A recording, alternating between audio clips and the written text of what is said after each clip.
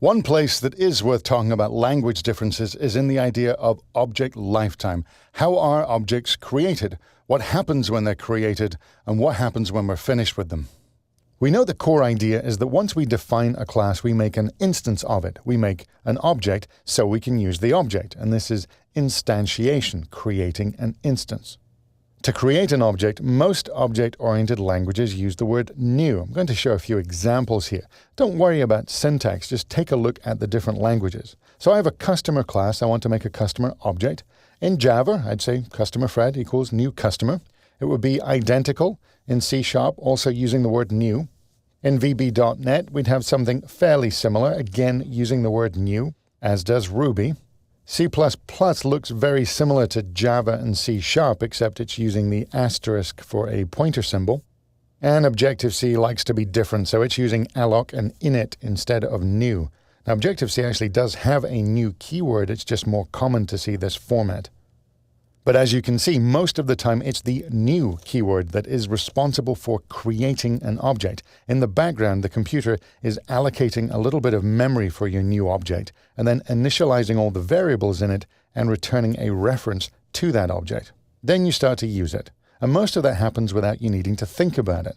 But your question is, do you want something different to happen when an object is created? Do you want to be part of that instantiation process? And the usual way you can take part in instantiation is with something called a constructor.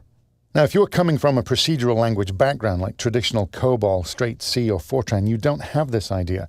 A constructor is an object orientation concept. A constructor is a special method that exists to construct the object. It will be called when the object is created.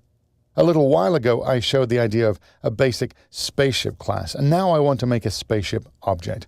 I'm going to use typical C# or Java format. So I'd create it using the word new. And the question is, what is the internal state of that object right now? Well, I know that the class defined a string and an integer. Those were my instance variables. So the object has been created and it has two variables, name and shield strength. And name is null and shield strength, which was an integer, is 0. The object exists, but it has a meaningless state. Now, I could start setting its values, but what if I wanted to create it in a meaningful state to begin with? Well, we can provide constructor methods to do this. Basically, a constructor can make sure that any variables belonging to that object are immediately set to the right values as soon as the object is created. In Java or C# or C++, what you do in the class is you create a constructor by simply creating a method in the class with the same name as the class. Now, there's no return type to it because you'd never call it yourself. It's called when you use the word new.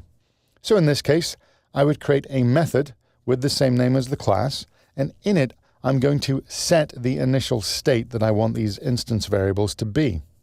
I then use the same code to instantiate that object, but it will now be instantiated with some actual values in those instance variables.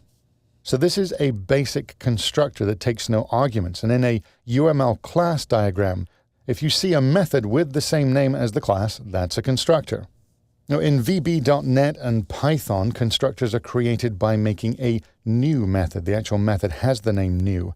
In Ruby, it's by creating a method called initialize, and in Objective-C, it's by creating an init method in the class. Now, in most languages, we can create multiple constructors, what's called overloading our constructor methods. So if I went back to that class definition, added a second method, it's also called spaceship, same name as the class, but this one takes a parameter, just one string, which I've called n.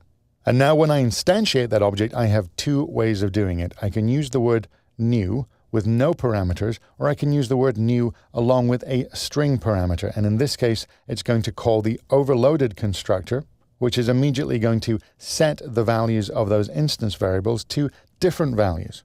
So overloaded constructors allows me to have flexibility and pass in information when actually creating the object. And that in UML would typically be represented something like this. You would see two methods with the same name as the class, one with no parameters and one with parameters. And this is a very simple example. When you have more complex objects, it's often very important to make sure they aren't instantiated in an invalid state, particularly when one object needs to contain other objects and often has to create them as part of that instantiation process. All languages can get deeper on the idea of constructors or initializers, but I'll leave that for you to explore. Now, on the other side of the lifetime equation, we also have the idea of a destructor. This is a method that is called when an object is no longer needed and is being disposed of. In some languages, this role is played by something called a finalizer rather than a destructor, but the concept is much the same, a place to put some code that will automatically be called when the object is destroyed.